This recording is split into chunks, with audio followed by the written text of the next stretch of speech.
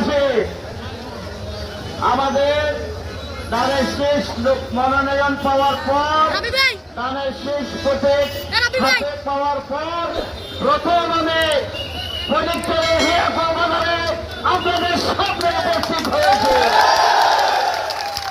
আমাদেরকে প্রজেক্টরে বসিকে হাইকোর্টে রেখে এমপি হওয়ার স্বপ্ন দেখতেছে।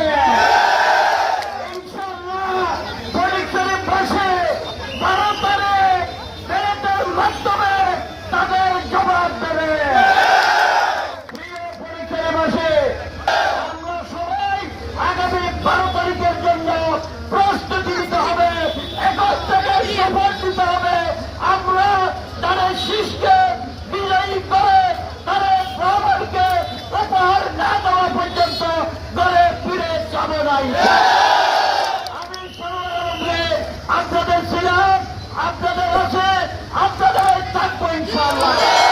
সবাইকে আমি আমার অন্তরস্থল থেকে ধন্যবাদ জানাই।